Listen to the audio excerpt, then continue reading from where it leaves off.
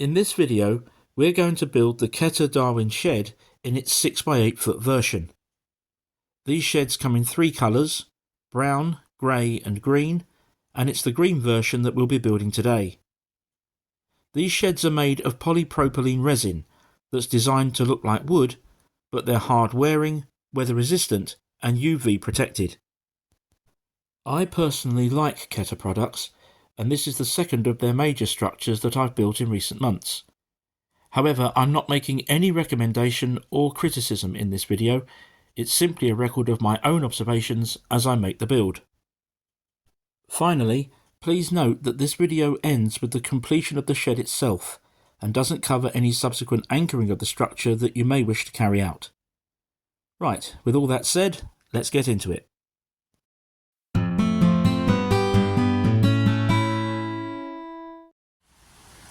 Now, the first thing to mention is that although the shed comes with its own floor base, which the walls fit into, you still need a proper foundation base for the whole structure. This is where my shed's going to go. This is essentially just a patch of waste ground really, and there's an embankment just above that back edge there. I built this many years ago for my old shed, which wore out, so I've taken that down. These stones have become very undermined by tree roots and things, so I've lifted these stones, taken out the tree roots, re-levelled the site and put the stones back down. So it's all ready now to take the new shed.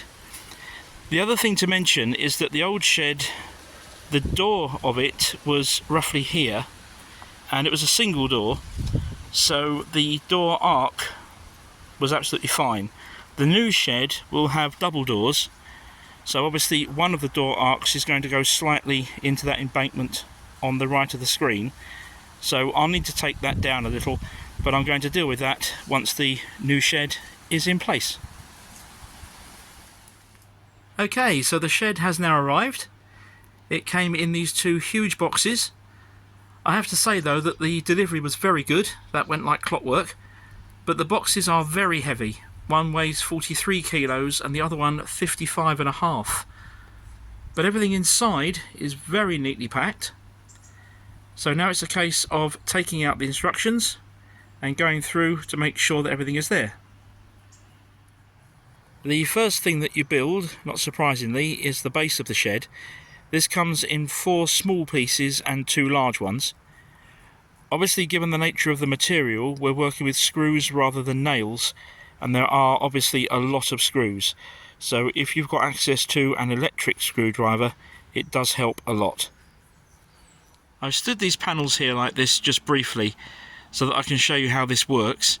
The corner panels are asymmetrical and they fold, and then just like the other panels they slot into a groove that runs around the outside of the base.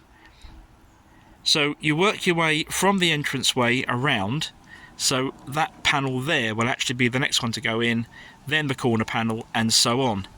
And the window can go in one of several different positions. I want mine to go just here. Okay, so there's the walls up. Everything's only loosely held at the moment, so that there's some flexibility while the other pieces come together.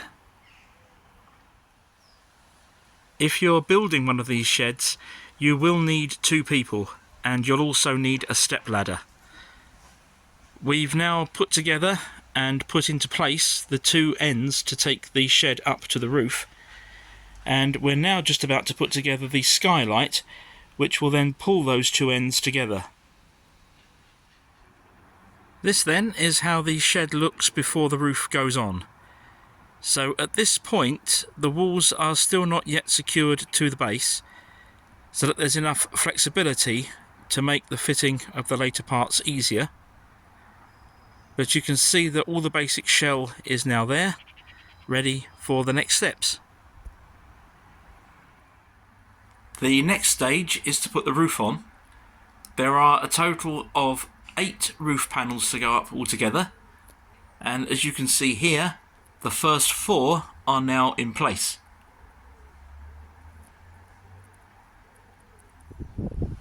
Okay, the roof is now on.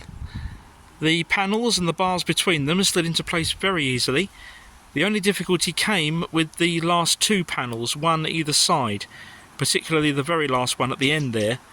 The instructions show you how to manipulate the panels so that the last one's going to place and fit underneath clips in the corners, but that was easier said than done. But we got there in the end, and the roof is looking good. There are exactly 100 steps in the instructions for the building of this shed, and after the first 86 steps the main body of the shed is completed. There's just the doors and window now to build and to fit. So I thought I'd show you inside. Once the roof goes on, there are several metal bars to fit and a lot of screws to attach. Once that's done, then everything is really pulled tightly together, and also the walls at that point are attached to the base.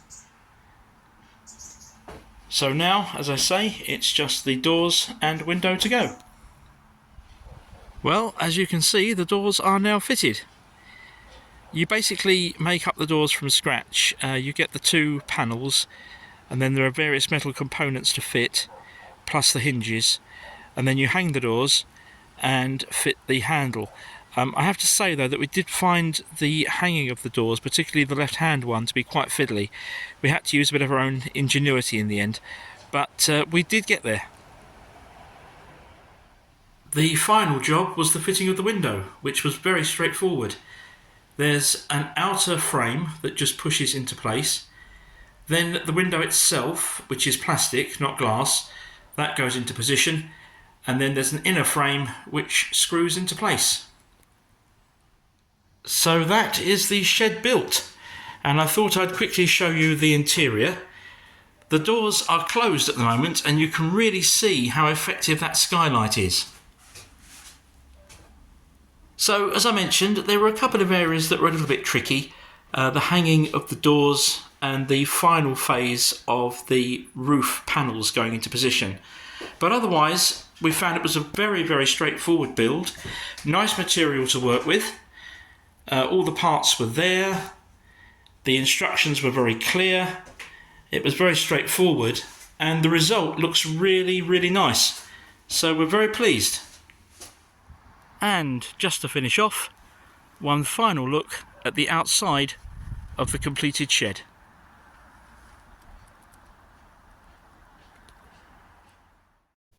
I hope you found this video helpful. I've previously made another unboxing video about an electric hedge trimmer, the Bosch Easy Hedge Cut 55. If you'd like to see it, simply click on the link that's on the screen now. Many thanks for watching.